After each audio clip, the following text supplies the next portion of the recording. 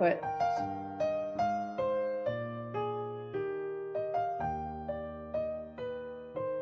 and let's recording in progress.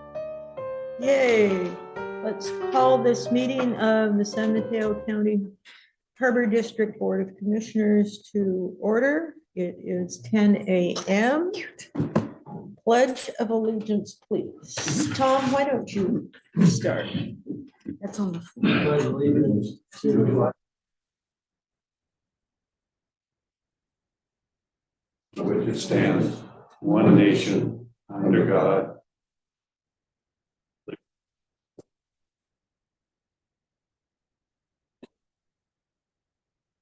Roll call, please. and Slater Carter, Present. Commissioner Matoush, Present. Commissioner Chang Crawley, Present. Commissioner Domrat, Present. Commissioner Zemke. Present. On to item C, public comment, questions. Do we have anybody online? I'm here. No, I didn't call you yet. I was asking. I don't see any hands raised. Okay, now it's your turn. And have you filled out a speaker slip so we get your name right? Thank you very much.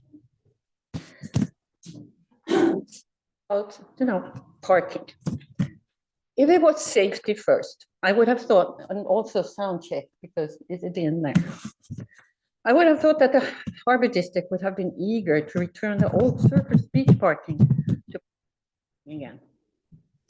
We have had, it's in the fall, with the great weather, cars parked along Highway 1, and consequently, dozens of people crossing Highway 1. They come beach and the pier. Creating 100 parking spots out of the old park would have given them a place to park safely. If we have a local high school kid coming for a late afternoon surf session, or a parent with small children, and they try crossing the highway and they get hit, as it is, how would you feel? Beach needs parking, and it should be at a reasonable distance with a restroom, like it was in the 70s, 80s, and up to 1998.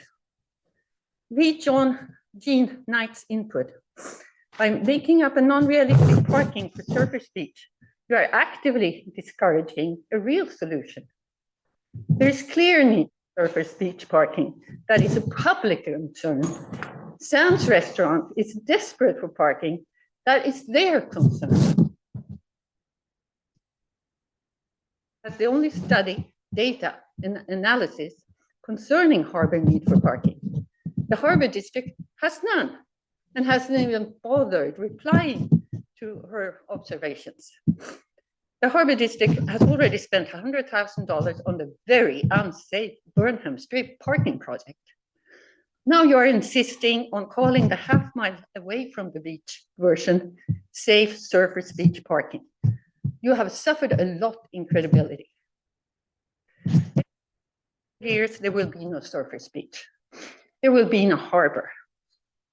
At least we know, as we know the coast today.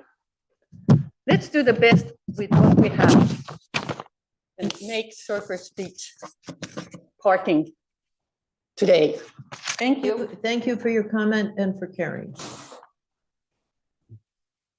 Do we have any more public comments? Please, when you're done, fill out a slip. Michelle Westendorf, Catch Harbor Grill and Pelagic Fish Market. So I just want to stand up real quick. My husband wanted to be here, but he's sick this morning. But I just want to say thank you for Saturday, the boat lighting. For those of you in the community that didn't come, I encourage you next year. You guys did a fantastic job. Yes, the food trucks and the alcohol trucks shouldn't have been right in front of the restaurant, but we can move that next year. We served a little over 1,000 people. We had 1,000 tickets, which means there probably was more than that because it's only 1,000 tickets. There could be 6 people on each ticket. So that was wonderful. We had a little bit of a wait time, about 2 hours in, but people were patient. They were happy. And it was just a really splendid time. I know you guys are going over the rent on closed session. And I just want to say thank you for that. We're in a dire situation right now. We were given some really bad news on Monday about David. So I just ask that you look at that and try to just give us a little bit of grace. So thank you for Saturday. I hope we can do more events like that. It was really fun. It was really fun having all the commissioners there in the pelagic room. It was really enjoyable. So thank you for that. Thank you. Yeah. Thank you, thank you. Okay. On to commissioner comments. Jim, could you make a comment? There was some discussion on Nextdoor about the parking for the Lighted Boat Festival, particularly in reference to ADA parking. And I know we made special accommodations for ADA parking, but I'd like you to tell the community about this. The location of the Lighted Boat Festival and drone show event was in the first row of parking in front of the tenants. So in front of the restaurant, the bait shop, and Maverick Surf Shop. And there are ADA parking spots within those parking areas. So to make up for those ADA spots, we put plywood sheets down on parking spaces, indicating that the additional ADA parking spots were available on the other side, just next to those. And we also put a sign up restricting it to ADA parking. All the other ADA parking around the harbor master's office, next to the hoist, all the ADA parking next to the restroom, and ADA parking up in parking lot C were all open and available. There were open and available ADA parking spots at the harbor during the early afternoon and in through the evening.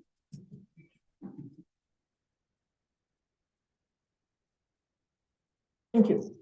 I think that's important.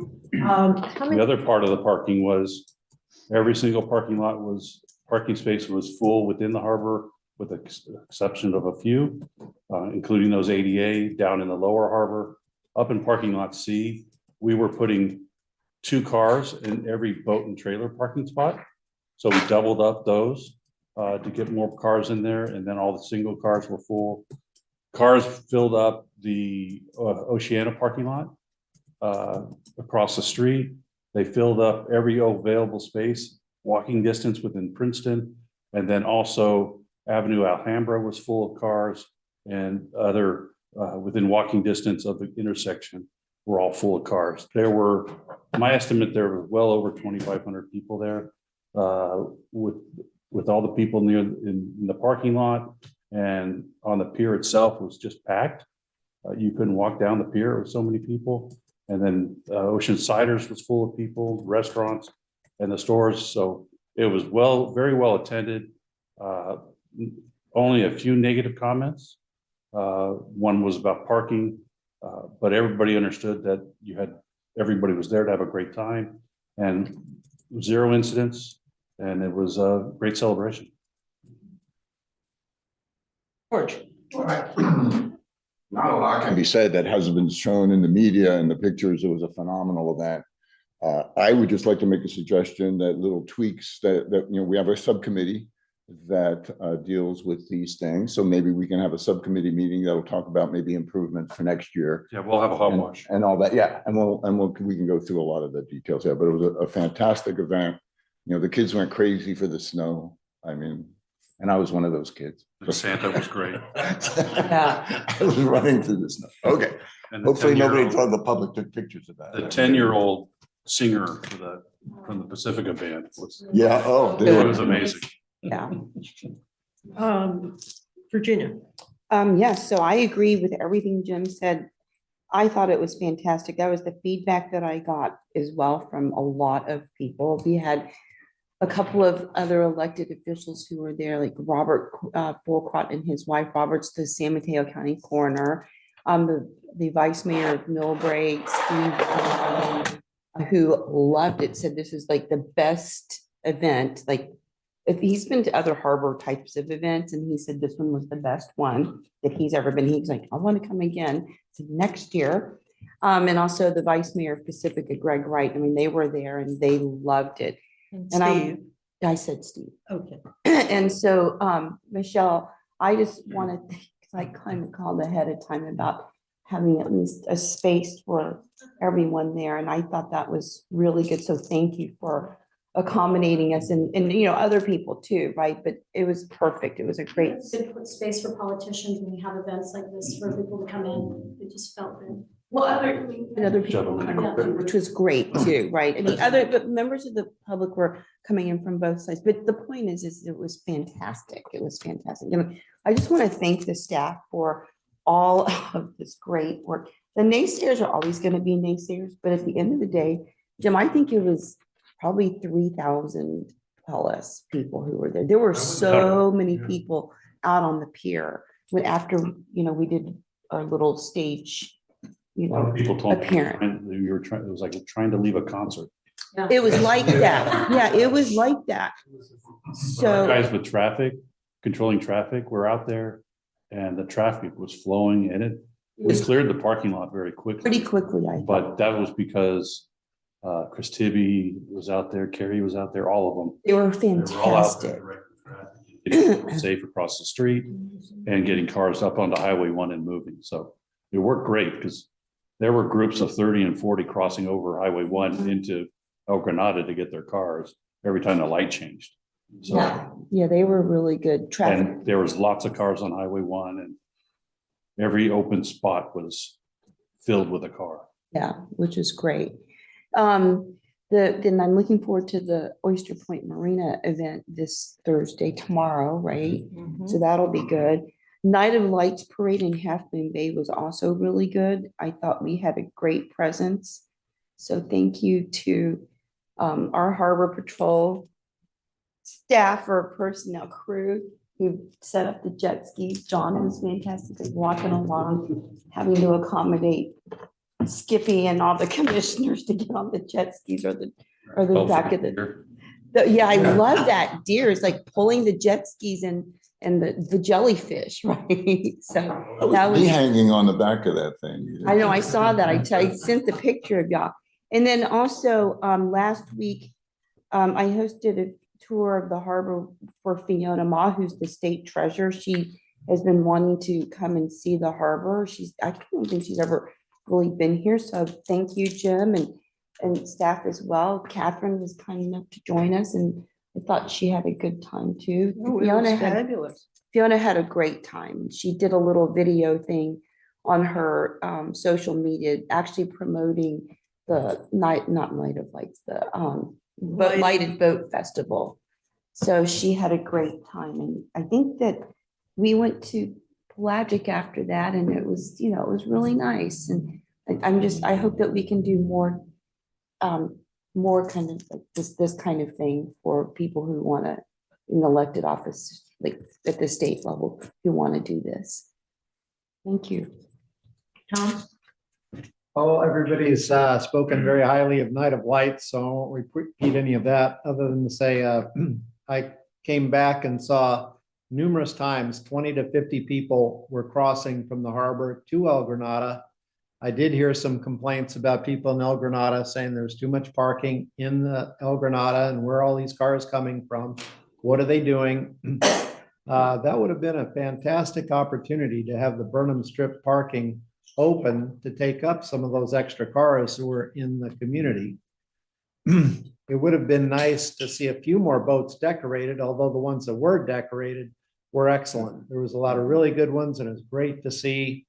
I have to concur also with Night of Lights. That was terrific, seeing that gigantic deer Here, yeah. and whatnot.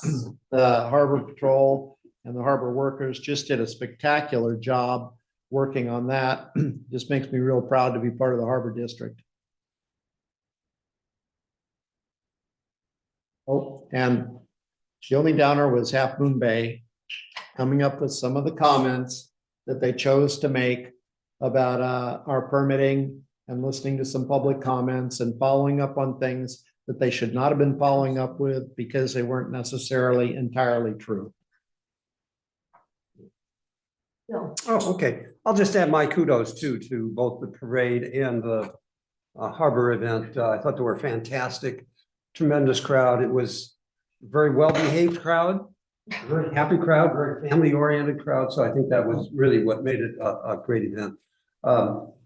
Last week, Jim and I had the opportunity to go to the retirement celebration for Sharon Reynolds, who's the outgoing city manager for South San Francisco. She will be retiring at the end of this year after 45 years, I think, of city service. Started in parks. And she held a very, very nice event. And on Monday night, I did have an opportunity to meet the new incoming city manager, Laura Snyderman. And she seemed very personable. We only had a few minutes to chat, so I didn't really talk. Yeah, I'm setting up in a meeting with her. But she seemed very personable and very approachable. So look forward to working with her.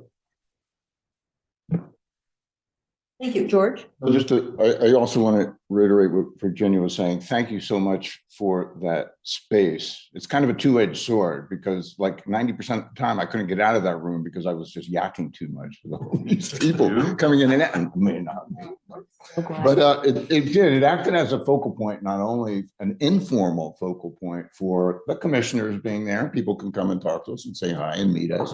Also a focal point for the catch and for a lot of you people. So that was really good. Thank you so much again for that. Oh, the other thing is I went and I tried to make an effort to go visit all of our concessionaires, I think. And I just missed Cassandra. She left just before I came in, but I said hello to them and asked them how they're doing and what they're thinking. So when we do our little subcommittee meeting, we can go through a lot of the details on some of those things. But that was great. Just positive stuff from everybody. So Yes. Good. Well, comments having been made, I will add my kudos and my special thanks to the crew. You guys were working hours and days beforehand. And without you guys, without the crew, every single one, this would not have been anything to be praised.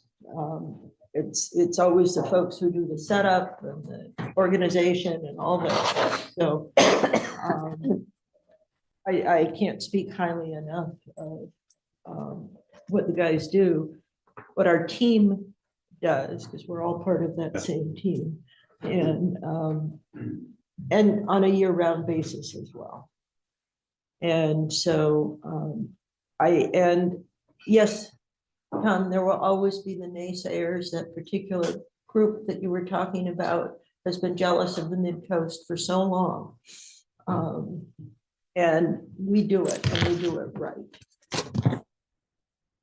The catch and to the everyone who was there, all the guests were phenomenal. I was talking to a few people to find out how they had found out about this event. The thing that impressed me the most was there must have been as many, if not more, children than adults there. Lots of children. I saw somebody who brought they had their newborn, and I was going, oh, yes. It was so tiny. She was such a doll. And all the kids. And I loved the music. Yeah, the music was really. These were great. not big name, fancy bands. These were local folks who were as good as any fancy band I've heard. And I would like for us to keep that kind of music and make the harbor known and our Night of Lights and other events known, or not Night of Lights, lighted boats, known for supporting and helping local musical groups. Bring in the local reggae band. Oh, that would It'll be be great. fabulous. It's like discovering local talent. And right? discovering Awesome. local talent. One of the most awesome things, thank you, Jim, was the line dancing. Oh, yeah, I missed that because we had to take People- pictures with Santa. People loved the That was line huge. dancing. There was a And, lot of it. and it was right, and the crowd made space for it, and it was just perfect. So I want to thank everyone who was involved, from the littlest newborn to the oldest person who was there, to all of our crew and the board. I look forward to having more people next year. And who knows, maybe we can figure out other ways to adapt to the needs of the crowd. But I would love to see us getting even more next year and the year after. Oh, and I want to thank our staff in the office for getting out the news of this event. We were on a list for places to take your children. We were on Nextdoor, we were on Facebook, and Instagram, which one? Instagram. All the social. media. All the social media Buzz. stuff. Website Buzz, and it made a difference. And since we represent the entire county, I was glad to see people from all over the county here. So again, standing ovation for everyone involved. Thank you very much.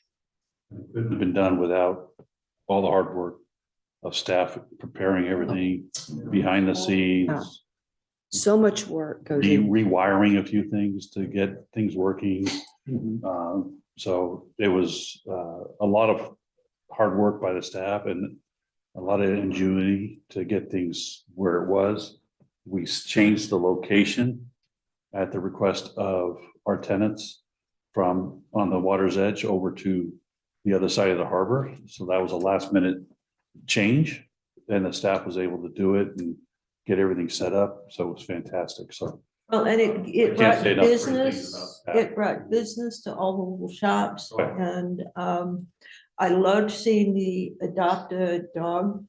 yep. Oh, I That was missed that. Where there. was It was by Maverick. Maverick. I know at least one dog found a home. Oh, good.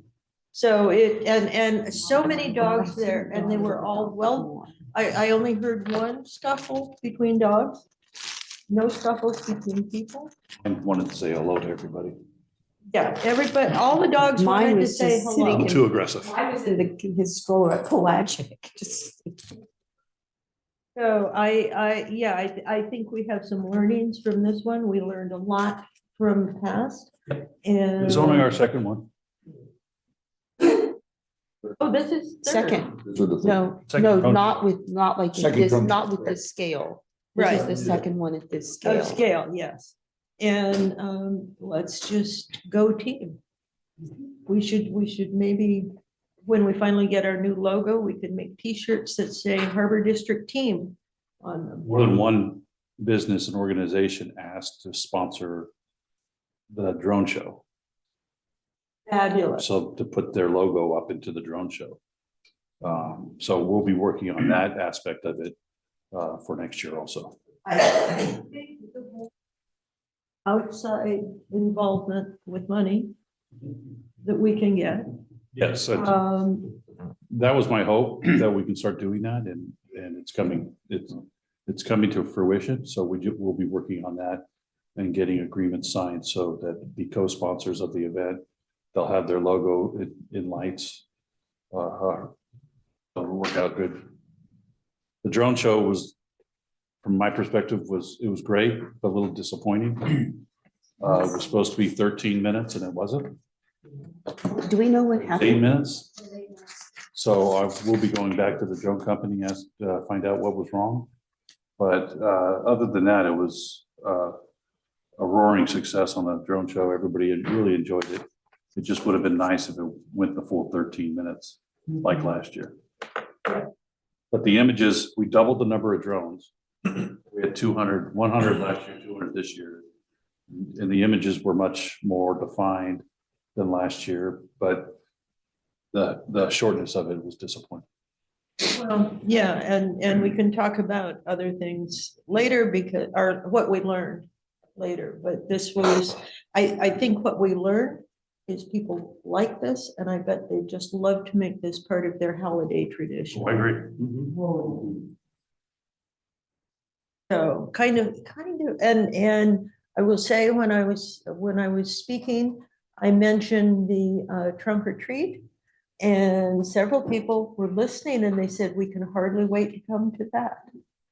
So We'll be starting up on that a little earlier than last year, where it was last minute. But several people wanted to be part of it instead of just coming down to get candy. So Right, right.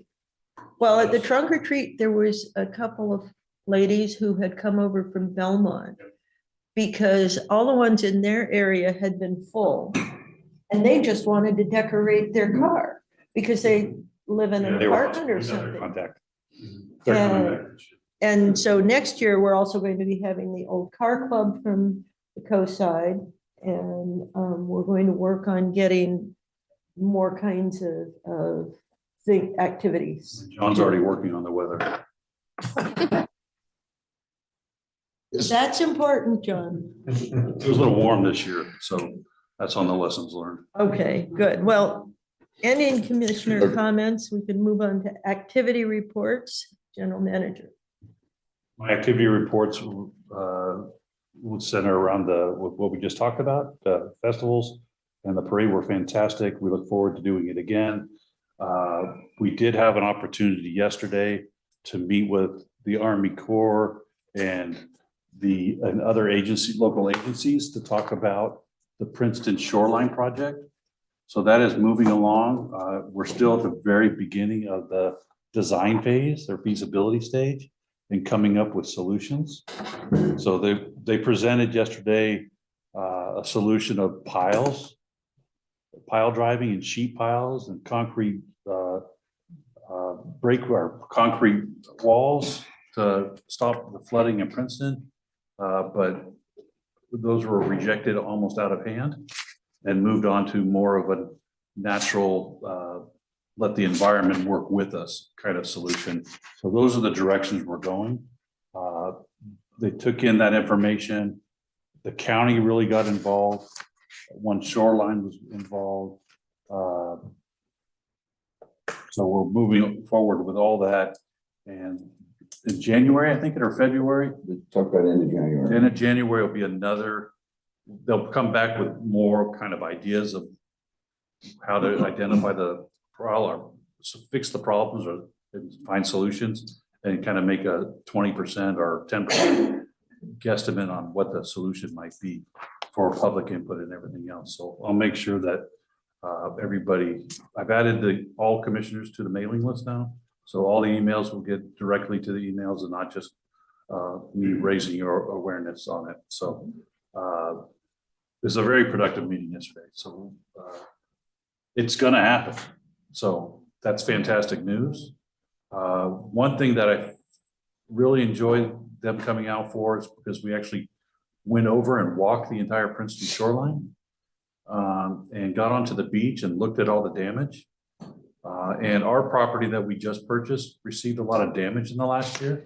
The concrete wall fell in and it's eroding quickly. And they were shocked at the amount of damage that was happening to the Army Corps and their engineers. Yeah, right. So having their technical people and engineers and environmentalists walk out there, they were kind of surprised on the actual damage that they have to address. So it was great to have them on the ground and walking and touching and feeling and taking pictures of things. And they learned a lot. And they're integrating it with, or they're not integrating it with Plan Princeton, but they're aware of Plan Princeton. So the county is working through the Harbor District with the Army Corps, and the Army Corps is working with the county through the Harbor District.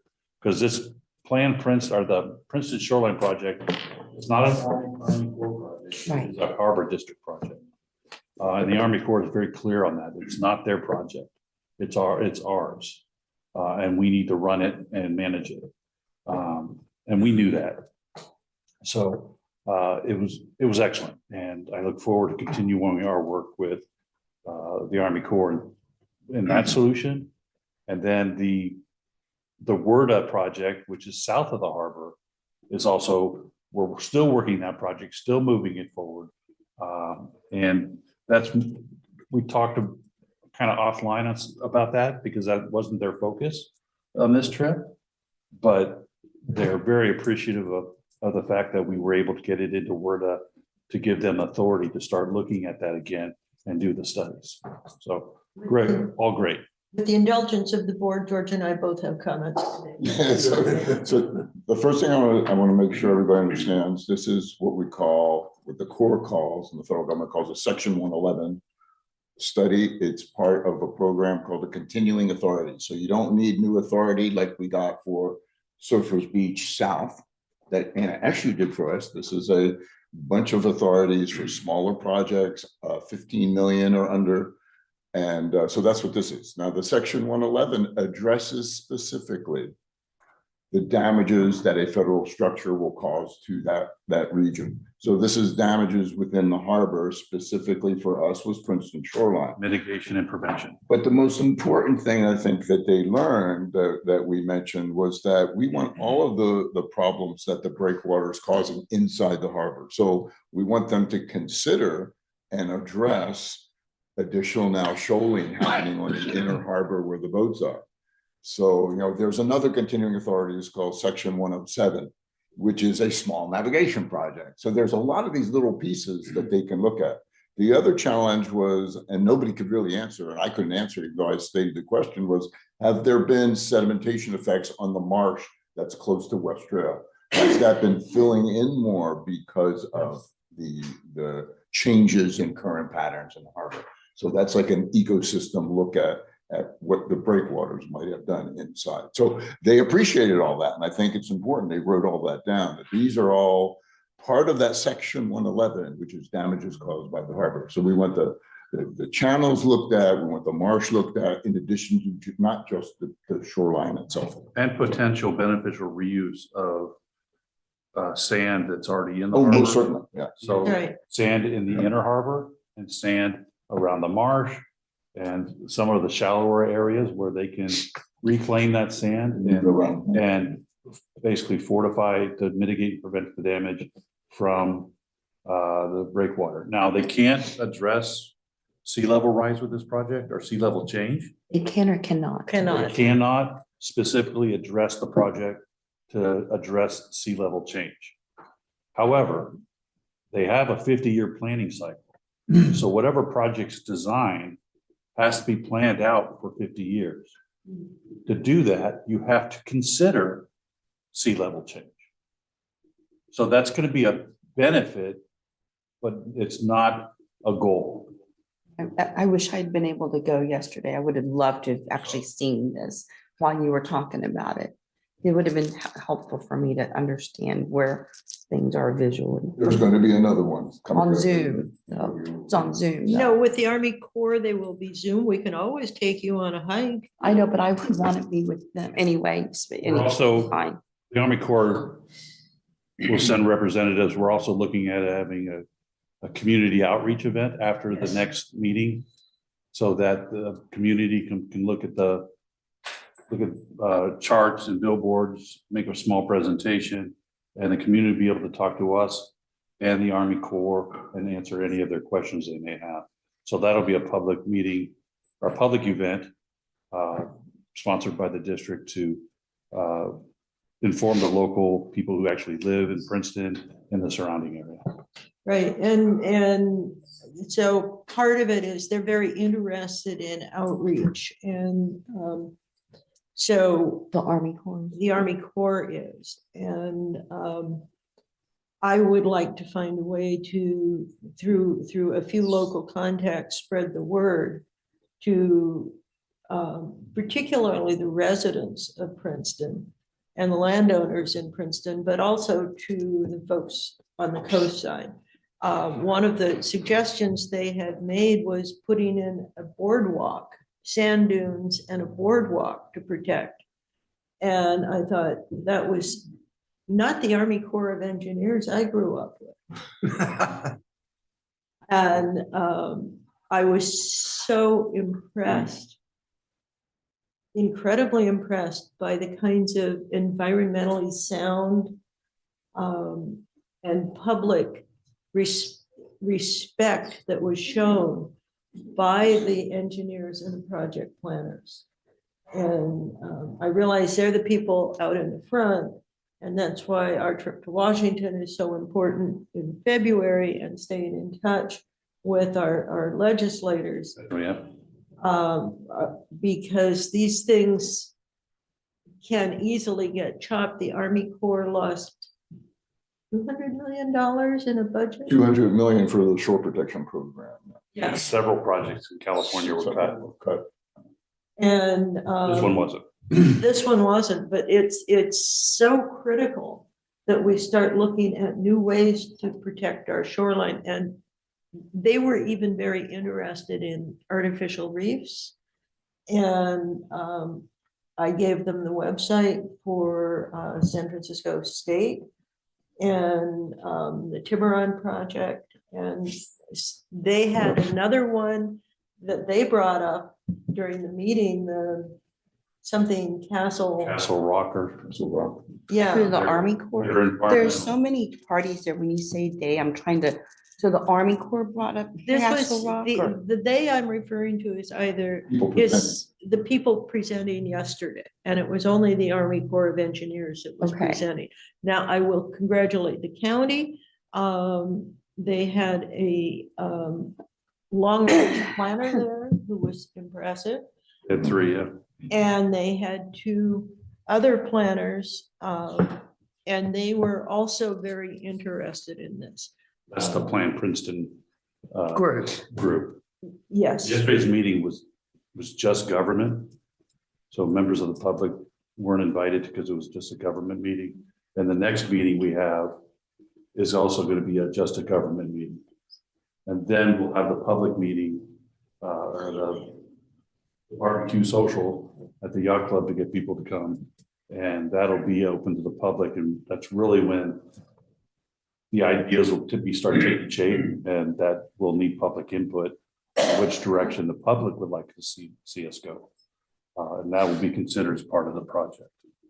so this is going to be a long-running project.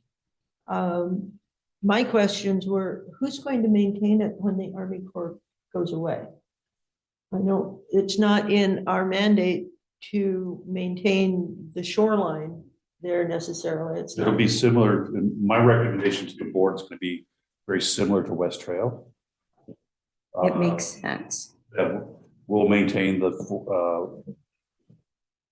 dunes, just like we maintain the dunes on West Trail. We'll probably have the same walkway system where the public will be guided over the dunes on specific walkways, so as not to trample the plants that we put in. And we'll be responsible for that. But beyond the high water mark, basically where the water hits now, that'll be county responsibility. So it'll be a combined, we have to work with the county on it. And they so- didn't scream no, No. like I expected. So again, we're at the extreme beginning, as demonstrated with them throwing out every conceivable idea of a concrete wall or a steel wall, which is ridiculous, to working with nature as a solution. So it was great, and the next meeting will be really one of the most important ones, because we'll be starting to focus down on, looking at the problems that they identified and we showed them, and how to address those, and some solutions. My big push throughout the entire day was build a beautiful beach and a beautiful dune system. But if we don't address the root cause, you're going to end up with the same thing that the Harbor District did with the West Trail. Because if you go look at our West Trail project, you can see the engineered groins and cobble beach we put in. Yeah. It's all rock. The sand disappeared very quickly over that system. The system did its job, and it's protecting the West Trail, and the dunes are protected with that system, but the dunes are above the water line and not being washed away by the current. So they have to figure out how to prevent that current from stripping the beach like it's stripped at West Trail. This project will help the West Trail, because we'll have to break up that current. And that's where it came out. What were those, the mooring balls with the holes in them called? I can't remember. Reef balls. Reef balls. they were talking about the concrete reef balls that were hollow in the middle to break up the current.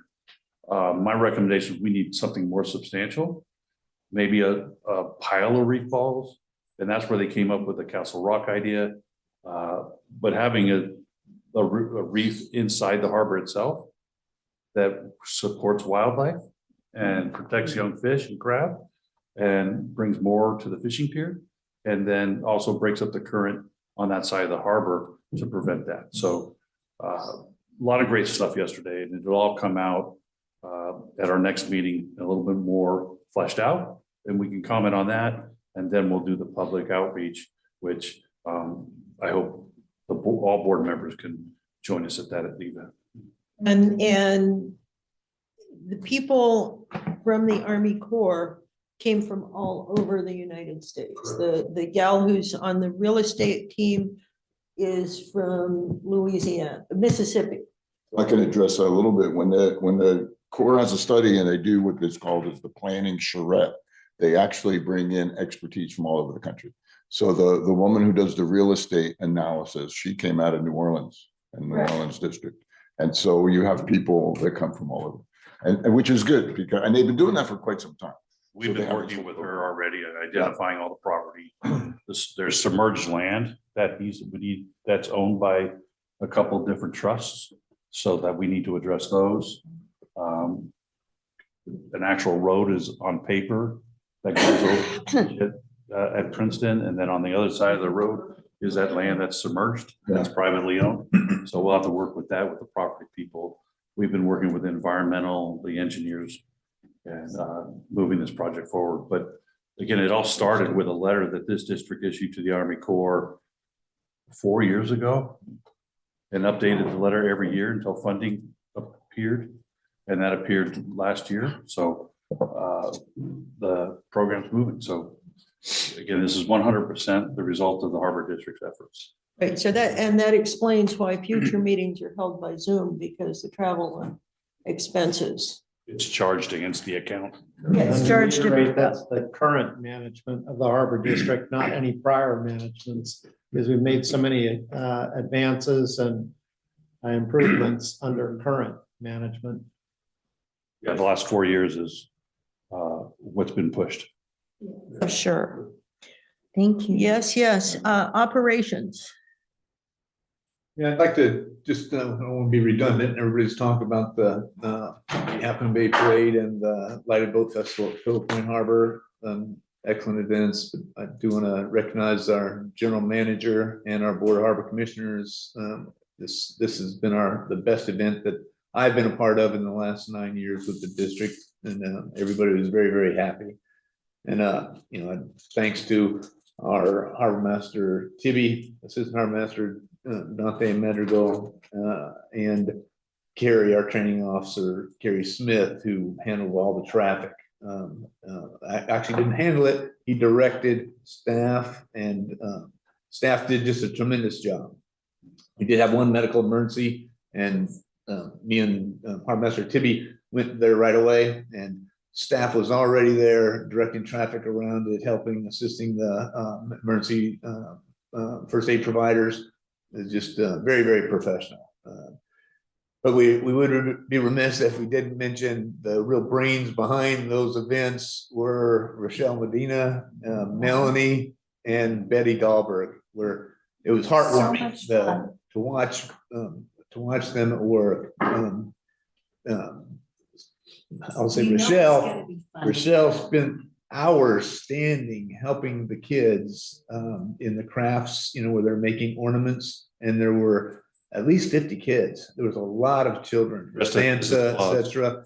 Melanie was handling the band and actually arranged all the drone show, of course, at the general manager's direction.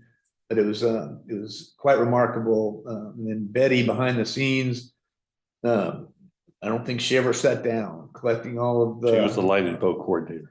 And collecting all of the judging for the lighted boats. It was just, it was all remarkable teamwork. And we even had some Oyster Point staff that were there to assist as well.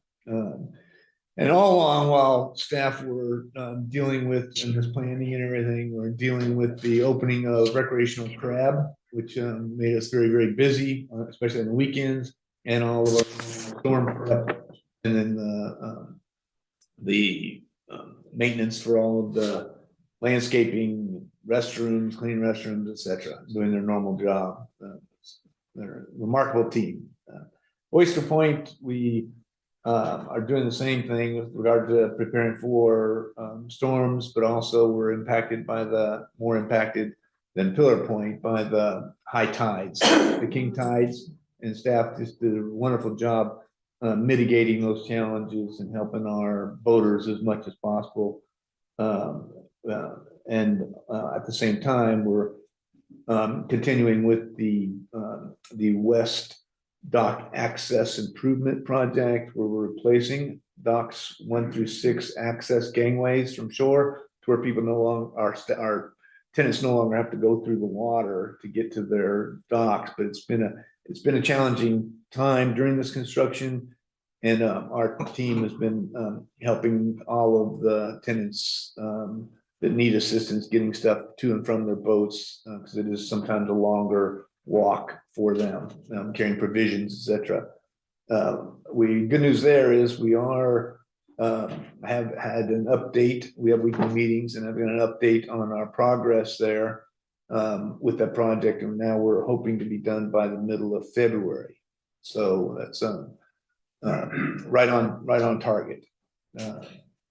And Harbor Master Smith, Assistant Harbor Master Walding, have just been doing an excellent job out there at Oyster Point Marina. And tomorrow is the Lighted Boat Festival equivalent at Oyster Point Marina, which we partner with every year, the Oyster Point Yacht Club, for their Christmas party, and our general manager allows for us to participate in the Lighted Boat Festival with awards, just as we do at Pillar Point Harbor. And I've already been out there and see that we've got multiple boats that are participating, lighting up the vessels, just as they do at Pillar Point Harbor. And the Yacht Club hosts a dinner and a Toys for Tots collection as well. That all begins at 5 p.m. So everybody's welcome to attend there. We've got a $20 per person for the dinner, unless you bring some unwrapped toy for Toys for Tots. Toys for Tots. Thank you. And administration and finance.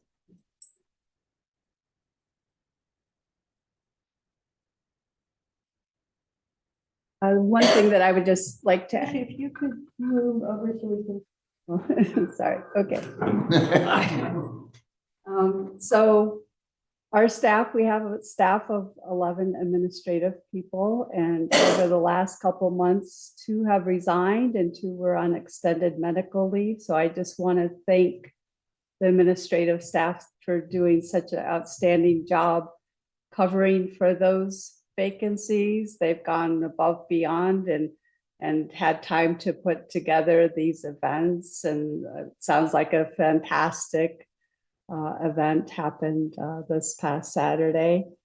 And in addition, we did implement the EIB transfer to a sick leave program. And there was 3 meetings to describe what that transition was going to look like. And so there was presentations by Rochelle and Betty Rodriguez. But the administrative staff here, I believe, is just doing a wonderful job. So I would like to publicly thank them. And they took all, yeah, this has been a busy time in this building, in our office here, because of that. And congratulations to everybody for pulling through. Our admin awards, our budget and financial awards are impressive. Moving on to the consent, we have bills and claims. adoption of the minutes from the special board meeting, October 27, minutes from the regular board meeting, November 19, monthly capital update project, the Weta dredge project at Oyster Point Marina, jury leave policy, coastside buzz, agreement, bad debt write-off, amend policy 4.71, fixed asset policy, commercial activity permit for open ocean robotics, and district funding, enterprise taxes, and enterprise funds and taxes. Somebody's at the door. It's unlocked. Santa. Must be Santa. Do we have any, does anybody want to pull any of this? I have one comment, if I may. May? On the bills and claims, the posted agenda on Friday, the public was able to access the staff report. But when they clicked on the attachment, that the spreadsheet of actual disbursement of funds and where we spent our money on specific items was not, there was a security function or feature on that document. We don't know how it got there, but you couldn't open it if you were off the district network. So last night, when I was notified of the issue, I sent a separate document to each one of the board members on those all those expenses. And it's also in front of you in your package.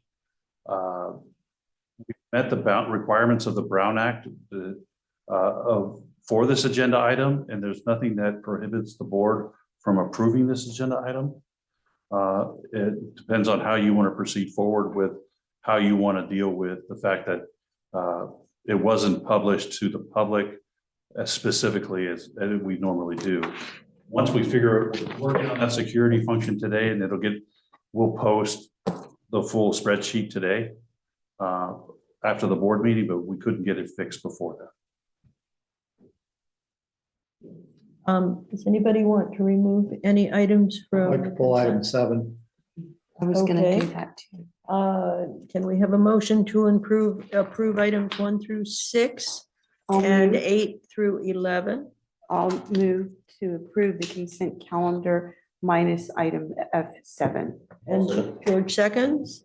All those in favor say aye. Aye. Opposed, say nay. Abstentions, hearing none. And one other thing, if I just want to highlight for the public, is item F10. Yes, Uh, it's so exciting. The NOAA buoy off of Pillar Point is no longer there. It hasn't been there for years. So they replaced it with a sail drone, unmanned sail drone. So if you've gone out there, you could see this little sailing Looks like a vessel going around and staying within a geographical area. That was removed in August. So we haven't had weather data from that location since August. In January, they're going to test a new unmanned vehicle. It looks like a spaceship surfboard that's self-riding, that will battery operated and solar powered, that will go out there. It's all automatic. You put it in the water, you push the button, it drives itself to the zone. It stays within its little geofence and transmits real-time weather 24 hours a day under the NOAA system. There'll be 2 of them. While one's out, the other one will be in the harbor charging, and they'll go back and forth. During the height of the summer, they may be, or the winter, there's not a lot of sun. They might be swapped out every week. They can go as long as every 7 weeks to 8 weeks. So depending on how much sun they get. But that's awesome. And we're being able to support that program and get weather data to our fishermen and to the public for off of Pillar Point Harbor. Well, I think we should give them a name, like Noah or something. You know, we've got Brian, the large group of I'm sure they have, they're parents. so- registered vessels, so they have to have a name. I think we should make that name public, so becomes an endearing to the. If you're out there and community. you see a fancy surfboard, don't touch it. Oh, right. With antennas and panels on it. No antennas. Okay, let's discuss item 7, Coastside Buzz. Jim. Coastside Buzz has been working for the district and as a social media, getting the word out on district activities. She reviews our board meetings and pulls stories from our board meetings and puts those out as headlines on the Coastside Buzz, also onto Facebook and Instagram. And other websites like Google, she uses for searching. And she really has done a good job of getting our word out of what the harbor activities are here on the coast side. One thing we wanted to look at adding was additional videos of the activities in the harbor. So short stories that, because when you're going through the internet, everybody's doing the reels now, watching reels. We would like to put reels of the day in the life of a harbor master or something like that. A day in the life of a crab, or however we want to do the fishing. Also, we want to put in videos of maybe demonstrations on how to use the life rings from the life-saving stations, demonstrations on how to properly wear a life jacket,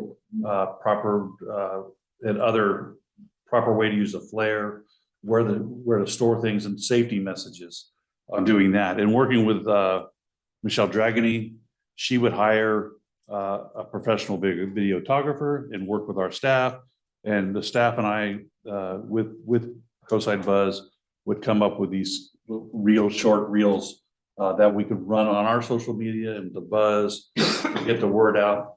Also advertising our events. We can put up our events and have fireworks going, or have the drone show in the background and the music playing to advertise our events to get a little bit more feed, because again, people like to watch reels and hear music. They don't necessarily just watching pictures or looking at pictures is not very productive. The other one we were talking about is a marine sanitation device about the Y valve and tying the Y valve shut so it doesn't discharge overboard, educating the public on those issues. So that's an additional cost to the contract to cover basically the cost of the videographer and the editing by the videographer is why the price went up. Our budget is tight this year and it will be tight next year. So we do have to watch our budget. If we do have the money in the budget to cover this, it just, we're balancing against other programs we might want to do, but can't afford because we've spent that money here. I can't tell you exactly what that might be or what we may not be able to do because of it. But it will have a small impact because it is additional money out of our operational budget for this advertising. But the videos themselves will be bringing a lot more awareness to the issues that we face here at the harbor and safety activities. We can highlight a business, Mavericks, Pelagic, Oceansiders, or the bait shop, and bring more business down to the harbor and people get aware of what we have to offer down here.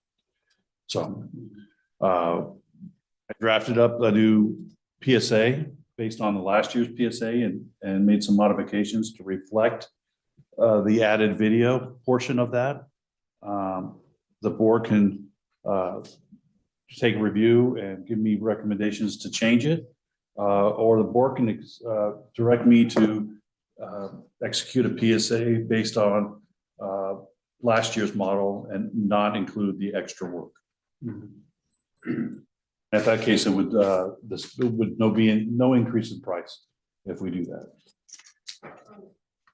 Any comments? Do we have comments online? No comments. Seeing no comments in the from the public, let's move it to the board. George. Well, Tom, brought her up that you want, so let's maybe let Tom go first, but I do have a slight comment that I'll talk a little bit out. I'm against the increase. I don't see value in this. It sounds good to get these extra movies and different things incorporated. But I can't see paying more to get those things. In my opinion, it should be done under the current contract. So I'm going to be voting against an increase and think we have to seriously look at the value of spending $18,000 a year now to promote the Harbor District when a lot of this is our content. And should we be developing internally how to simply post something on Facebook, on Instagram? I'm not sure that people on the other side of the hill are enthralled with Coastside Buzz, or how many people on the other side of the hill have even heard of Coastside Buzz. So I think that Michelle has done a wonderful job bringing up Coastside Buzz, but I'm not sure that it's, I know it's not worth $25,000 a year to us. And I have to question the $18,000 a year that we're paying now and what we could possibly do with that money elsewise. If I may comment on the one issue that you identified in-house, the ED, that new position description the board approved, I think 3 months ago, we'll add additional capabilities. So we could bring some of this in-house. We not dedicated because we don't have a full-time employee doing it, but we could do something very similar in-house. Virginia? Well, a couple of things. First of all, I like what she does. I mean, I think it's important that the information that she presents is put into the other social media things like Facebook and other things. I see long-term, big picture. This helps us start to think about the future of how we want to present ocean safety and science education. So the long-term goal will be to have kind of a group of people at the harbor that do that. That's kind of what we've been planning on for the last couple of years on this, education thing. So this kind of gets our mindset around the kinds of safety and the kinds of maybe industry types of presentations. Like a lot of people always hear about, the whales are stopping the crabbing. Well, a video about what a crabber has to do to go out on the boat and what they do and the operations in a 5-minute video would help to get people's understanding up about the whole system. So there's a lot of those things we can do. I think this is a good start to try to bring some of those concepts to the people that hopefully in the future we can have done by our Ocean Science Center. But that said, whether we do that in-house or have it done through Michelle is, I think, something we need to maybe talk about further.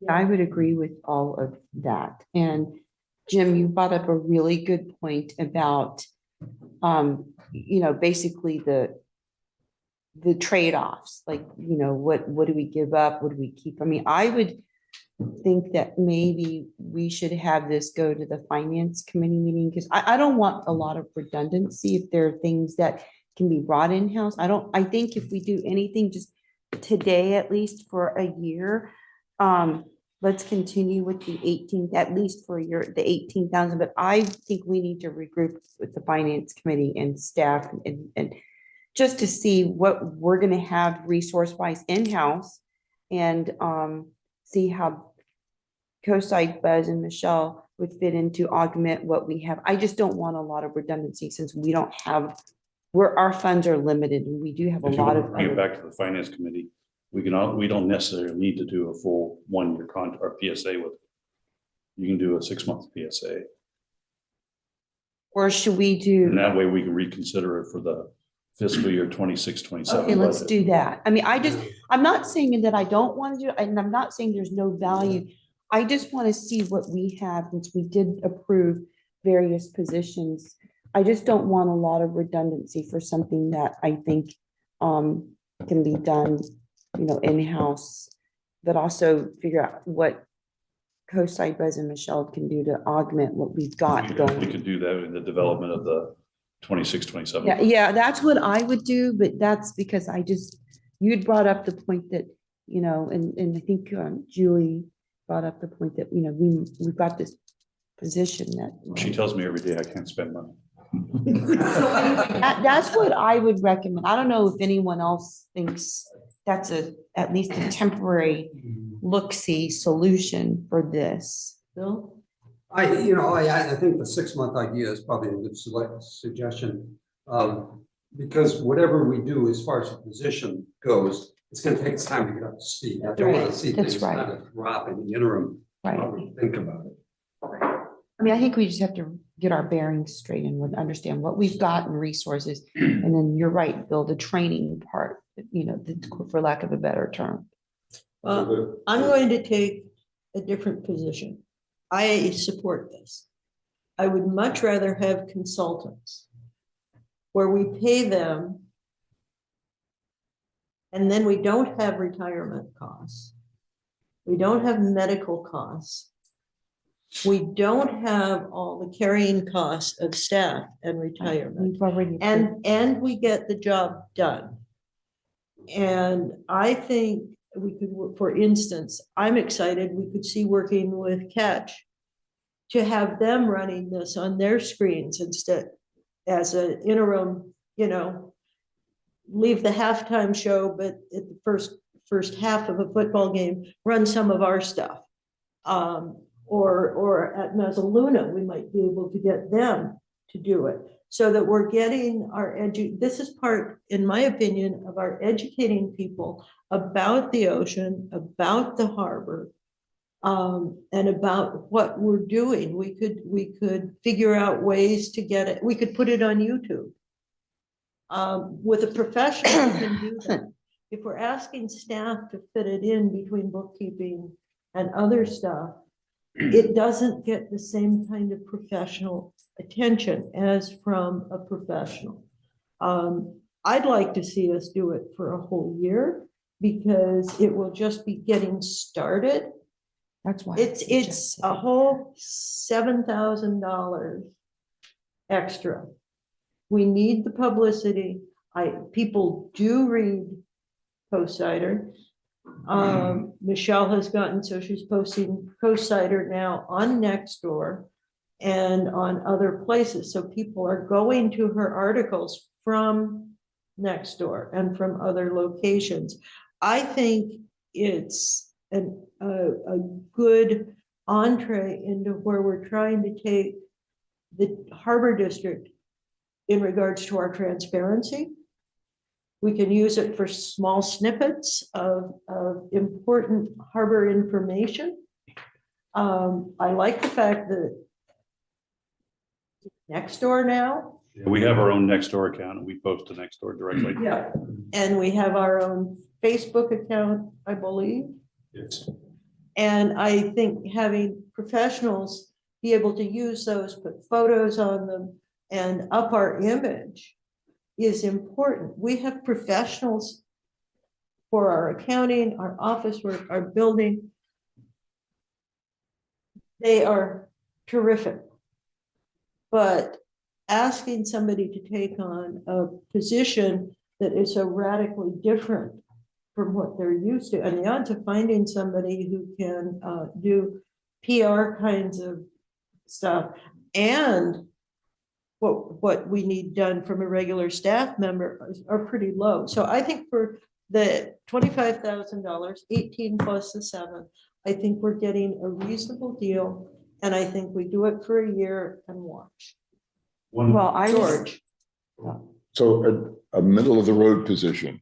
What if we look at a 6-month contract, including this, and take a look at a product that Michelle develops? She would get somebody professional. I would like to then in 6 months, if we're going to do it in-house, that gives that person a chance to spin up. What are the 2 products going to look like? Okay, and then so we let her do it for the 6-month contract and then reevaluate and see if it is worth, to extend that, or if it's worth looking at training up somebody from in-house to do that portion. So then we'll have something to compare. We do have a public comment. Michelle Dragony is online. If you'd like to let her speak. Michelle, do you have a comment since you're the subject of this discussion? Hi, can you hear me? Can you hear me? Yes. Yes. Okay, great. Yeah, this extra project sort of Speak came out. louder, or can we turn the volume up?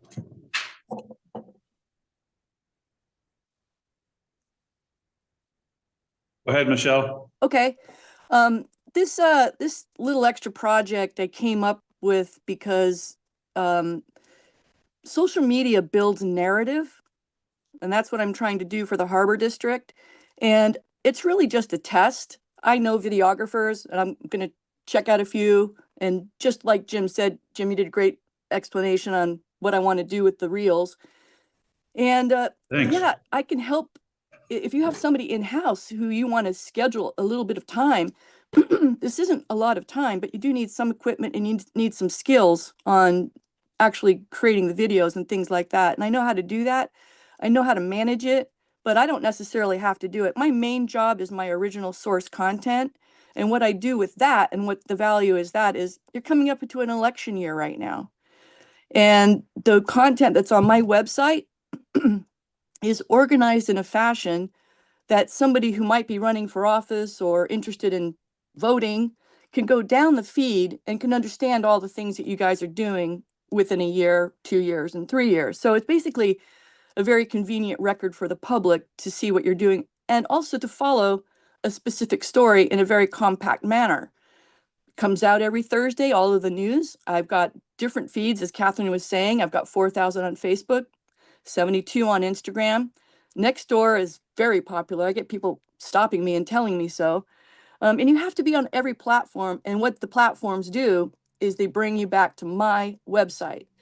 My website has search engine optimization that's built on content alone. So I get picked up by Newsbreak. I get picked up by Google Alert just on the function of my search engine optimization, which is constant content. There's no shortcut to it. And your feed will never be as much content as my feed because my feed is also stacked with every other public agency on the coast side as well. It's just what coast side buzz media model does. And I tell the public, you know, you guys are spending money on videoing, you know, your staff is videoing the video and it's going up onto PCTV as well. And this is just another way to enhance your communication system with the public. Thank you. You're welcome. So, do we have a motion? George, I thought I heard you discussing something. Well, my idea was we do it for 6 months and take a look at the product. And then in the meantime, we're looking at whoever we hire, whether, you know, there's going to be some, you know, startup time for that person to be able to do something. And so at the end of the 6-month portion, we can then just compare kind of the value. Is there value to continue with what we were doing, or do we look at switching to in-house? That's just the concept of whether, you know, and I think.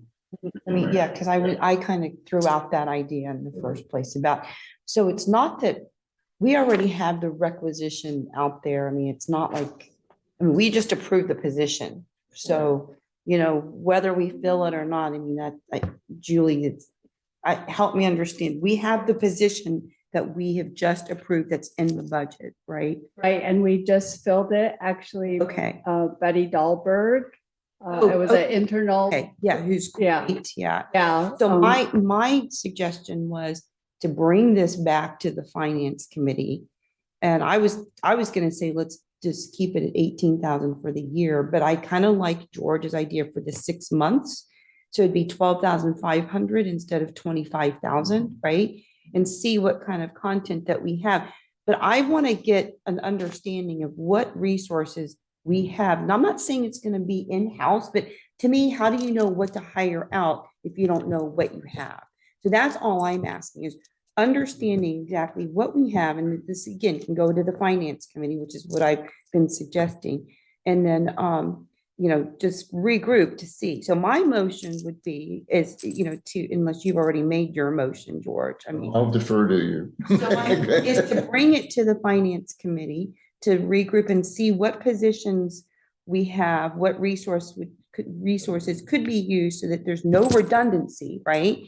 And also, I mean, I like this 6 months to see what kind of what kind of product Coastside Buzz can do. So if we want to do the 12,500, approve that with, I don't know if Michelle Dragony would even want to do that. I mean, that's the other thing, right? But that would be my motion. Bring this back to the finance committee to take a look at all the resources we have available, but at the same time, allow Michelle to expand what she's doing for us for 6 months, which would mean the budget would be increased, or not, the allocation would be 12,500. Is that correct? Let me Jen? ask Michelle if she can, if Well, 6 months is an agreeable, if she can That's what do I'm saying. much She can in do it. 6 That's why I'm months. asking. Since you're here, Michelle, if you could answer that. I'm just trying to incorporate George. My original thought was, keep her at 18,000 and then see, but I don't know if that'll produce the content that we would want to see. That's, I'm at a little bit of a, I'm trying to kind of figure out this thing in my head right now. I think it's a good Michelle? idea. Sorry, I think it's a great idea to have me come to the finance committee and spend some time with you. You might like to see my metrics. I know that Yeah, you guys that'd be aren't, great. you guys are not on social media, so it's really hard to explain. It's like trying to explain to somebody who's never seen a TV what a TV is. You know what I'm saying? And so all I can tell you is that people come to my website all of the time. Then that'll be my motion. What about the 6 months, which she? She just said that would Sure. be. Yeah, she's Sure. fine. Yeah. So that means that it would be 12,500. And bringing this back to the finance committee, which right now is, and it could change next year, but right now I think it's Tom and me on sharing, I think. It doesn't have to be this finance committee, since I know we're doing our reorg next month. But that would be my motion. I'd second that. Did you get that, Julie? Thank you. Good. All those in favor say aye. Aye. Opposed, say nay. Aye. And abstention, 0. So the motion carries with a 4-to-1 vote. 6 months. At the $25,000, it'd be 12,500. Moving on to discussion, new logo.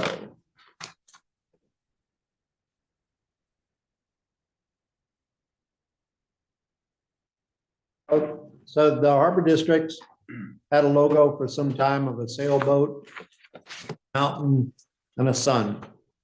The current sun has a derogatory description that I'm not going to go into. The mountain there is San Bruno Mountain. The sailboat is interesting in that neither Pillar Point nor Oyster Point are known for their sailing programs. Half Moon Bay Yacht Club has somewhat of a sailing program. We're not a sailing harbor. What we are is a commercial fishing harbor and a recreational fishing harbor. We want to look at how can we better reflect what we do now. We have 3 logos to choose from here. One reflects our strong commercial fishing heritage out of Pillar Point. There's been recreational fishing out of Oyster Point. There's not currently a lot of commercial fishing out of Oyster Point, but we've amended this to show commercial fishing. The sailboat is an homage to the recreational sailing. And we introduced the radar tower to try and give us a landmark. So what we have today is to decide, do we want a logo with a gold band and little gold dot? The gold band with a crab and the salmon that reflects 2 of the largest recreational and commercial fisheries that exist out of Pillar Point? Or do you want a green logo and a small crab and a small salmon? So with that, I'd like to hear some of my fellow commissioners, and there may be someone online with a comment. So Commissioners? Thank you. Well, let's take on, are there comments online? Yes, Captain Smitty. Captain Smitty.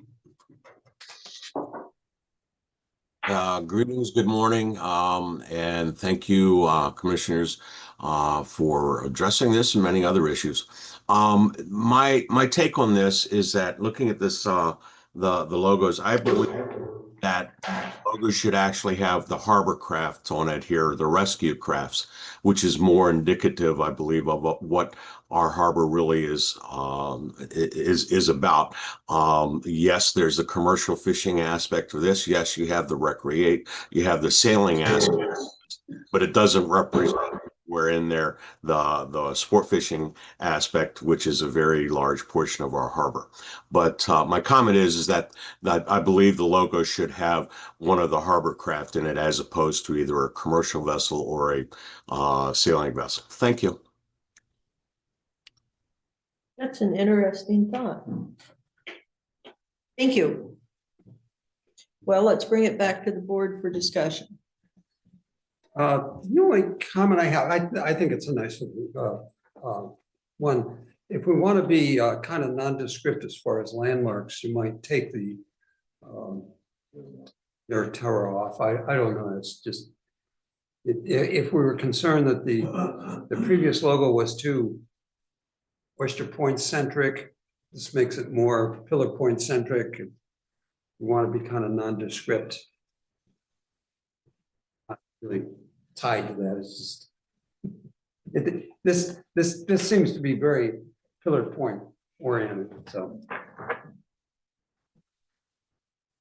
Yeah, I think it's a good And comment. I think if you look at this and then if you don't know that you're looking at a radar dish, you don't really know what that is. So, but I don't mind that. That's okay, because if you're from here, you kind of can identify that. If you stick a lot of stuff in there, it gets too busy and it kind of will hurt the eyes. So Oyster Point, we maintain, we manage, we don't own it. That's not to say we don't represent them. They are kind of part of the district, but there's kind of a different level of involvement of what we do there. I think and then Tom and I worked on the committee together and we've had these comments. And so I think we try to address, like Tom said, a little bit of all the different things without overwhelming kind of the picture. So the three pictures are the same. The only difference between these, I believe, is just kind of the decorations. I mean, we did like a lot, the symbolism of the crab and the fish. I think that makes it better than the dots, but I don't know. I think this was a balance from over the many months that we looked at it of trying to put in things that would be representative without overwhelming the logo. So. Bill. oh no, and like I said, I'm not tied to it one way or the other. If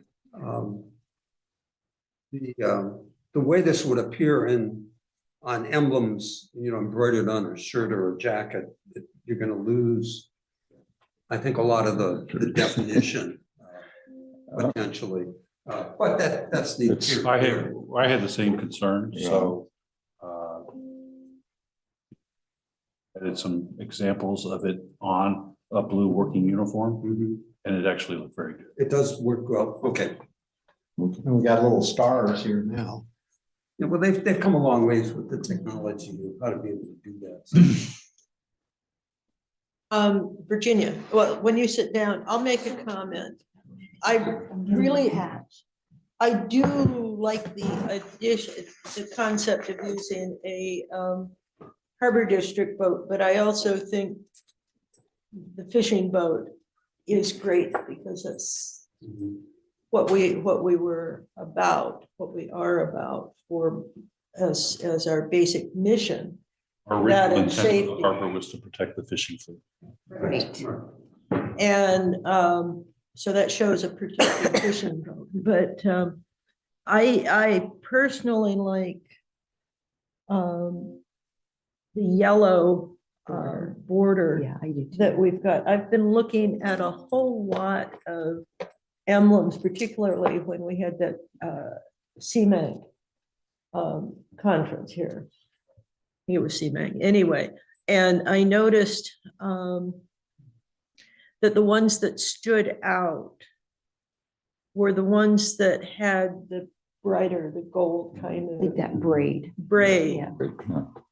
But one of the other things that on posters stood out was when you made the print outside of the patch larger so people could see the patch, and then the San Mateo County Harbor District or whatever it was. I think for garments and things, personally, I like A2.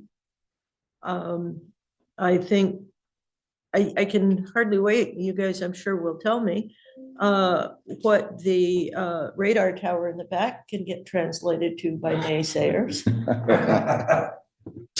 Somebody's looking, I don't know. There are very creative people Eyes on it or something. who can turn just about anything That's what I'm into. saying. If you're from here, you know right. what that is, but yeah. And then we just tell people, oh, no, it's for the golf course in Half Moon Bay. It's a long ways from here, just to straighten it out a little bit. But I think this has been a good update into the 21st century for us. I have a question. When we were just talking about spending money on getting more advertising, how much did we have outside consultants on this, and how much did it run? Local consultant located in Moss Beach, and I don't recall the cost. I can look it up. I would appreciate it. I'll get I'm that just to trying you. to bring home a point about how we spend money. Because I think it's very important, the kind of image we create. Perception is reality, according to Mercedes Benz. Okay. Virginia. So I agree with Catherine in terms of the border, the braid. I think the gold braid looks better than the blue. I'm looking at the current patch, which is on Tom's jacket, which we have here. You want to hold it up? I actually like the stars on there. I think, see, the current patch has the stars. And so, and I mean, I like the salmon and the crab, but I think it'd be hard to me if you were to look at, and I don't do a lot of this type of stitching, embroidery, whatever patch creation work, but I do stitch. And so I know that when you see something, when it's something small, it's very hard to get it to be very clear, unless it's that, which is why I think that the little circle in A1 works, but I do like these stars. I mean, is there any way that you don't like this? I like the stars. I worked for the military for 45 years, and it looks more, I would rather see the symbolism of the harbor. To me, the stars would be, the Coast Guard being here, the Navy being, I mean, there's, I don't view it that the way. fish, I think the fish and the crab really bring it home as to what the harbor is. I know, but That's what I'm saying. I'm looking at the act of being able to see the image, because I mean, as Catherine, I knit and I stitch, like The stitch consultant means, had the same concerns, right, needle pointing, And embroidery. recommended the circles and not the crab. Right. Oh, okay, because okay, that's what You see, in terms of the click, I like the stars because I view the star, you worked for the Army Corps. I view the stars as part of nature, and you see the stars at night, and you can see that. Even here. Right, well, that's what I'm saying. Yeah, I'm especially saying here. even here with the fog, you see. Yeah. Well, maybe, I would, So, I mean, I don't, so anyway, that's just me. I just think, so what did what did the consultant say about the boat? I like the boat, but it's gonna be different when you stitch it. I can tell you that right now, being a stitcher, doing needlework. It's gonna lose detail. The only concern that was voiced by the consultant was the crab and the fish when you stitch it, or when you won't when you downsize it to letterhead size. Yeah, It'll be difficult. you can't, right. Now, regarding the radar tower, I mean, at first I kind of liked it, and then I heard everyone else's thoughts today. And so, I mean, Because we know and love the harbor so much, we can see that as part of Pillar Point Harbor, and I think it's a landmark for sure. So I'm agnostic either way on this, but I do think, well, I do like A2, I think in terms of clearness and clarity for the little details on the side, I would go with A1, but I mean, can we even look at the stars as an option? I love the stars. I think if it becomes technically not feasible to get a recognizable crab and fish and they look Telling you like it's dots, fiction. I would replace A1 instead of the dots, put stars. I mean, I would go with stars rather than dots, you know. I prefer that one. Who does but- needlework, I'm telling you, it's gonna be, you won't recognize it. Well, I have one more comment to Okay, throw in. Okay. After fine. looking at the logo on Tom's shirt and jacket, it's one name, San Mateo County Harbor District. The way it is on here, it says San Mateo County at the top. I don't want to be confused as a county agency. Oh, that's true. too. It could say San Yeah. Mateo County Parks and Rec. It could Right. say San Mateo County Board of Supervisors. It could say whatever we Yeah, want, that's but a the good San point. Mateo County stands out alone. We need to consolidate that and put the stars, the circle, or the school of fish, or whatever we put there at the bottom and make it a single phrase. Yeah, I agree with, I didn't even think of that. I agree It's on with. Tom's mug also. Here, Catherine. Right, see, and it has to, yeah. Well, that's okay. There's also a bigger emblem. Oh, yeah, right Here I there. am picking up Tom's jacket when the surfboard's right there with the logo. I think we keep the border the Yeah. same and just change the detail inside the inner circle Are the same as the current one, as the current one. and make the rope gold instead of white.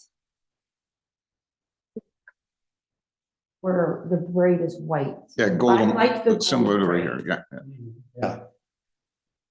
It's just the sailboat is not Yeah, San Mateo County Harbor District. right. Right, so what So you- Catherine is suggesting is keep that and change the inside. Basically do A2, no, I'm sorry, basically do this option, which is the current one, and just do the image in A2. The question is, do we want the, and you want the stars? Stars, circles, Something that's- crab, fish, at the bottom together or something, but I'm most concerned about the way the name is read, the way it is on. I agree with that. That, And I like I don't California. want to be confused with San Mateo County. And I If you like. can't see it, California. why put it on there? So that's how I feel about the crab and the fish. I mean, if it's not gonna Well, come I'm out. telling you, it's not it's gonna can't- come out. Yeah, so. I mean, I do needlework and I can tell you, even with hand needlework, that detail, I mean, I would be able to control the detail, but this is gonna be done by machine. And the fact that the consultant even said that, I agree. Well, how can you Where's the explain the ring? difference between having a star and a fish or a Because a crab? star is a lot easier to stitch. Trust me on that. It's less It's a detailed shape. It's an actual shape that's very clear. and people recognize it as opposed to a crab or a fish, which is not in their accessible. We actually wanted a salmon, but trust me, if you look at this fish, there aren't too many people would say taxonomically, I identify that as a spring run salmon. No, Right, so I would keep that, change the inside and use the star or a circle. But I like that. I think just change the inside of that. Yeah. And Smitty's idea with, Captain Smitty, sorry, by the outside being a ring buoy. Oh, what? a life ring. Life ring, like a. That would be cute too. No. No, okay. I don't think people would recognize it. Because every time I put on a life thing now, it's a jacket. So, Okay, so do we like that with the gold braid yeah, and then change the inside to? Now, the question is, do we want the radar? All I have to do is put a sticker on the surfboard. You just a whole little mountain there. Well, now, guys, I always thought of it as Montero Mountain from the Pacifica side. South Central, South City. San Bruno Mountain, and it was because we had two commissioners from that side of the bay for many years. Oh, That's the origin of how it came about. well, then let's keep San Bruno Mountain because we do represent the entire county. Make it Tory. Well, let me ask you this, maybe just change the boat. Change the boat and then change the braid and keep the rest. I'm just throwing out idea anyway. What do you think? What do y'all think of that? Change the braid to gold and just change the boat? Well, the braid's already gold. That's how. it No, came I'm out. talking about that. If we use that, change the braid color to gold, change that sailboat to this in And here. what about that much maligned sun? Well, maybe it wasn't maligned, it was turned into a joke. Oh, But I like San Why Mateo didn't we get County yours Harbor about District that? and one in California, because no one's gonna know where San Mateo. We go to didn't get CMAT your- conference in, I can bring it back. People were making February, comments about people will the go, sun. where's San Mateo County Harbor? And, but if they see that, they know it's I haven't California. heard yeah, of it. right. I can bring back that. the logo back. I'm not, well, I don't know what everyone else thinks about it. What about the sizing of the vessels? Do you like the size that we have in this one, like the fishing Well, boat? so the thing about that I mean, one, if you want to balance, you know, you want one the same size, I mean, we're mostly fishing noted for, unless you go over to South City. And there's recreational fishing boats. did the consultant say, because the boat's pretty detailed compared to that boat. Well, this boat is to represent the commercial fishing. I industry, and understand. It's supposed to be a takeoff on a Delta Leclerc. And many boat models were run past our designer. There was many dozens of commercial boats were run through. And after consulting some folks in the harbor, they said, this looks like a real commercial boat and epitomizes what we want of the commercial fishing industry. And this would be a vessel more likely to tackle the number of different fisheries. This could be a trawler, it could be a seiner, it could be a salmon boat, it could be a crab boat, it could be a number of different things. I like the boat. Look, my question is, can it be embroidered in this much detail? I guess following up on that, how expensive would it be to do a mock-up embroidery? I don't know, but I mean, I'm not, are you asking me to do it by Not hand? you. I'm saying, you know, have our contractor, how much would it cost us to come up with I that? don't know, I'm not on. Because it would be nice to see what it would look like as a patch. And Less then, than- but I don't know. You just Can I have to do that? pay the design fee, which I think is Well, $50 to import it. And then a machine just chunks it The out. machine Maybe- does it. So I'm happy to use this inside of that, but keep the outside and keep make the border gold. And use this inside for that. That's just So it one sounds like, person's opinion. I mean, what do you? What I'm hearing is, we haven't got 100% agreement on this. And you want to see one more design before we make a decision, see what it would look like to modify that boat and radar tower on that. Correct. This inner thing here, change this out for that and then make that that braid Get gold. Some of the blue in there, so I think my fellow commissioner and committee person, we'd like to request that these suggestions be undertaken and come back to another meeting. I think the other thing to talk to the designer about is cost. With the blue ocean, that means there's more embroidery. Whereas on our That's logo right. that we've got, having a few blue waves is easy to do on an embroidery machine. So is doing all of this stuff, but it's a much more complex design with the overlays and stuff. I think I just said that as well. That's If you did an iron-on type of logo, it's $4. Believe me, I've done it. in just the last 2 months on a logo with Yeah. many colors, but that's not what we're doing. We're doing embroidery, which is different.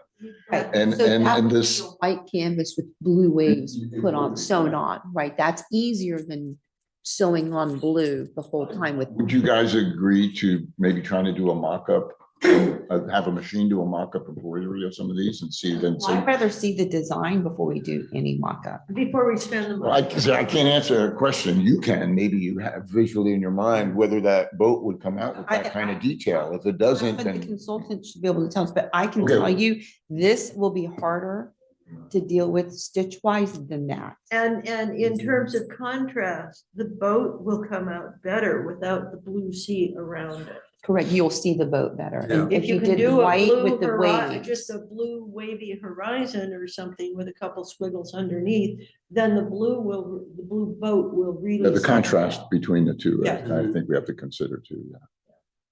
Yeah. Thank you for doing that, because it looks good, but I do like that with the gold border at a minimum. Okay, we'll bring it back for another meeting. Thank you. All right. Be And by the right- way, I do think this is important because this is our look and feel. This is probably the most important marketing. And thing just for us. think, when we have it right, it will be the lead screen on any video that we put out. Yeah. So, yeah, that's why we want to get it right. Okay. That's why I like. So let's move on to adopt addition to district code of ordinances to incorporate informal bidding procedures. Thank you. This item is the last step in order to implement the California Uniform Public Construction Cost Accounting Act, or CUPCA. This establishes an informal bidding procedure as required by the act. We've already adopted a resolution in October, I believe, published in a newspaper that we were going to add this ordinance. And so staff is asking that the harbor commissioners adopt the addition to the code of ordinances to incorporate the CUPA procedures as required to fully implement the act. With this action, it will greatly reduce the amount of time that we will need to go out to public bid for public projects. Currently, the state law requires us to go to public bid for anything over $5,000 for repairs and $10,000 for new projects. This will allow us to go up to $75,000.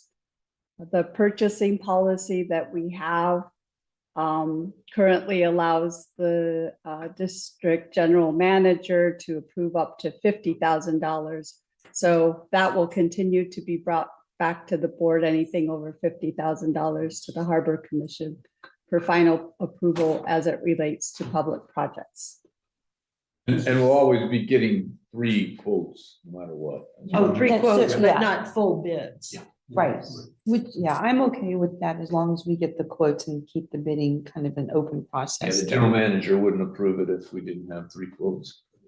It's important.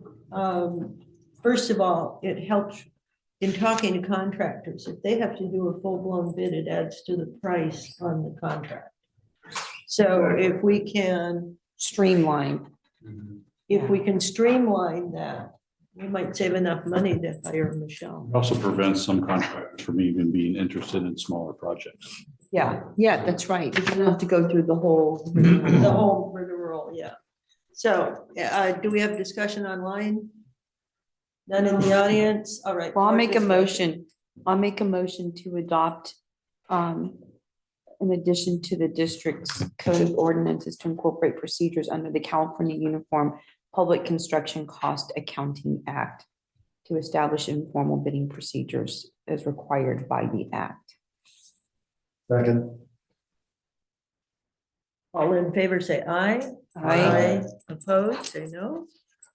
Abstentions, motion carries. Thanks Moving for on doing all to that. Oyster Point Marina Liaison Committee. Meeting report. Skipping G3. I am on G3. So the G3, there was an old G3 from October 15th. That's in addition to the staff report that we just did, Tom. So flip over to the next tab. The next G3. That's the actual G3 for this agenda. So Oyster Point Marina Liaison Committee, Zemke and Corrali. Yes, I think. Go ahead. I Okay. mean, we just had the meeting. Yeah, the liaison committee met in South San Francisco on 30th of October this year. This meeting, the city of South San Francisco calls for the liaison committee, which is a standing committee, to meet once a year. This is typically done at the end of the year as we develop a annual report, which was provided at the meeting. We talked about what the district has done. The city also talked about what is kind of on their list of things to do. Notably, the two things that the city is on the hook for, as you may recall, they're responsible for subsidence issues on the land side and also the ongoing issue of the sewage cycle system. There, on the first one, the pump station, they are in the process of finalizing the plans for a new pump station. They hope to be ready to bid that early next year and then being constructed during the summer of next year, so that our existing system just needs to survive one more winter. Right. As you know, it's a vulnerable position, being lower if there's a large rainstorm, or the potential for it being flooded out, although the staff has done a remarkable job in having a pump available to address that situation. The other more major project is the embankment, the spit, which is the piece of land that juts out into the harbor, which is landfill, of course. During king tides, that has some water on it. If you've ever seen the pictures, it looks like the harbor master's office is floating out on the harbor there. They are still working on that. They, over the next 2 years, will be finalizing the design. There's two options they're looking at. One is putting sheet piling around that and then filling up that to raise the elevation. The other is having an embankment around the outside and filling up the spit. They haven't decided on which option is the best yet. Like I said, the engineering on that is going on the next 2 years. They're projecting that it might be ready for construction in the 28-29 timeframe. Other than that, I think had a good meeting. We did express some concern over the process of the miscommunication, or however you want to characterize it, with the permits. That I think we lost 8 weeks or more in the construction of the ramps. But I think if we have pay a little more attention to the permitting process and the communication on that, that should go a long ways to solving that question in the future. And I thought that that was handled quite well on our part too, in terms of resolving it as quickly and as least painfully as possible. I know the city did everything they could to speed it up. Yeah. It looked like a snail face on our side of the puzzle, so. Well, unfortunately, it kind of tells me what planning agencies think of their permittees. That time is of no essence to the permittees. I see that at the county all the time too. Thing too that I think slows the process down, and I'm sure South City is no exception to the rule. They don't have the staff internally to review a lot of the permit applications, particularly if it's something that's unique. So that the city issues a permit, but they hire a consultant to actually do the review and put it, so it adds another layer of bureaucracy to the process, which time, which does not speed the process up. And also, but that could be an anomaly situation too, an anomaly situation because Sharon was transitioned out. So they're sitting, now that there's a new city manager in place, I think it'll be a little less bumpy in terms of communication and process. Thank you. It Moving was a on good to. meeting. It That was a was. good meeting, yeah. Moving on to G4, Jim, the Trunk or Treat 2026 event. We had a trunk or treat for the first time this year at Pillar Point Harbor. It was, we had, I think, 8 or 9 different trunks. People sponsoring their trunks and handing out candy to the kids. We had a large number of kids.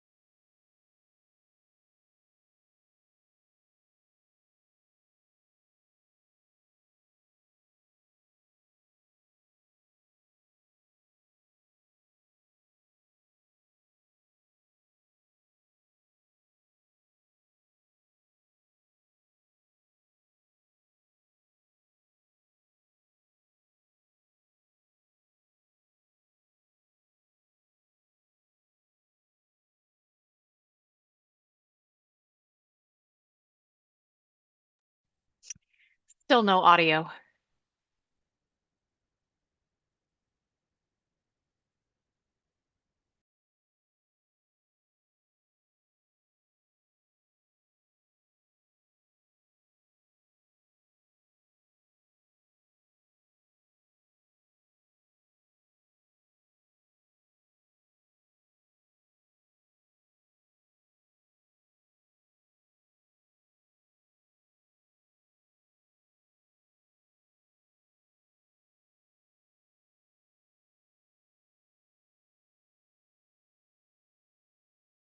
Recording stopped.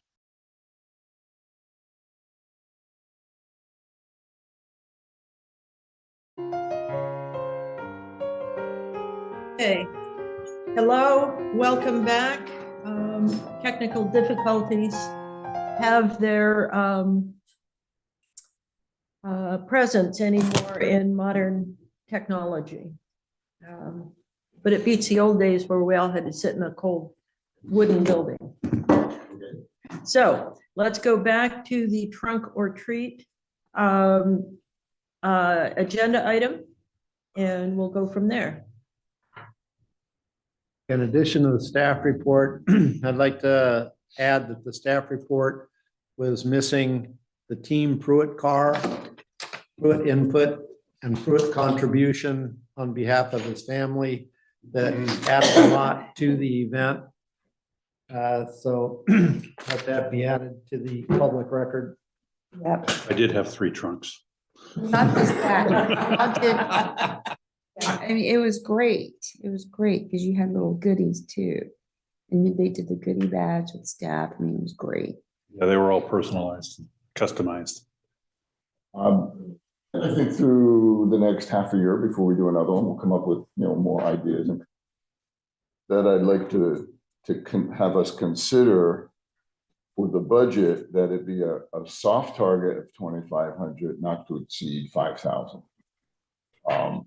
Because in the next 6 months, who knows what we'll come up with that may cost a little bit more. I think that could still be our target, but if we come up with something that would be beneficial to the public and for all the kids, everything else, it's going to cost a little bit more. I don't want to kind of hamstring us now when say it that way, soft target of 2,500, not to exceed. I would, so I'll make the motion to authorize it not to, that range of 2,500 to, I don't know if I want to double it though. 3,500? Yeah, I'll do. 500, I'll make that. Just a little bit. I Okay. I will, yeah, I'll make that motion. But I also want to thank Catherine for coming up with this idea. I think it's another great community And event. actually, it was You and Melanie. George. It was Melanie. Melanie, okay, I'm good. So It was Melanie, Melanie thank you for, she's so great at it. This is why, I mean, everything she does adds a lot of fun to the harbor, which is fantastic, because that's what we're shooting for, right? So, I mean, you can tell that she loves it and she cares about the events that, you know, she's kind of come up with and spearheaded, including like the Lighted Boat Festival and all the stuff that's happened this year, and now Trunk or Treat, which I think is going to be a new tradition at the harbor. So I'll make that motion to authorize the general manager to basically make it so that Pillow Point Harbor, we host it for Trunk or Treat for October 25th, 2026, with a range of $2,500 to $3,500. So I would say ask counselor, since this was a recommendation, do we need a motion? Or is this something, a guideline under which the Harbor Commission or the harbor would operate under, Harbor District would operate under? So Chair, if I may, I think it depends on if the general manager would come back with some sort of a contract. Those expenditures would come back as things that you potentially approve, or if it's within your spending authority. It's all within my. Yeah, so I think he might want to see an action from the board. Yeah. Right, so that's why I Yeah. made the motion. I like authorizing. It makes me feel like an authority. Anyway, that's my motion, and you've And seconded. I'd second it. Good. All those in favor say aye. Aye. Opposed? Abstentions? Motion carries. And do we have any online anymore? No comments on. No comments Jim, online. can you thank I Melanie? would like to see us advertise maybe a few months in advance for people to sign up to bring their cars. Yeah, we'll start much earlier. We coordinate That's the event, certainly something we could do. have some music. Yeah, So next year, it sounds like we have the Arune Foundation that run this, and then the Lighted Boat Festival at the harbor. Right now, yes. Yeah, and so whoever is on the events committee next year, we should, if we want to round out some more things, We're looking at a 4th of July. that's what I was Let's thinking. see, we'd have to have sponsors. With the yeah, so, but that's not until later, Oh. but right now on the calendar, we at least have these three but events. if we're doing that, we should put out the notice, because we could do a drone show for the 4th of July. Right, and that's what Yeah. Right, but we're not. we're developing that. You might see it before you coming in January or February. But it's just an idea right now. Gotta But we put out need, the right number. but we need to develop some kind of sponsorship program. Yeah. See if there's any interest. Don't have it in the budget to do that activity.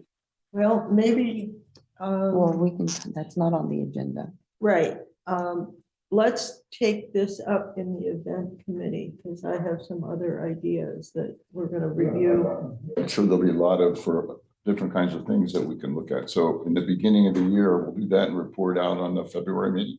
Yep, Does that make sense? sounds good, and let's recess the meeting. And go into closed session. Do we have any comments for closed session? No comments. Good. Just recess the meeting then and go into closed session.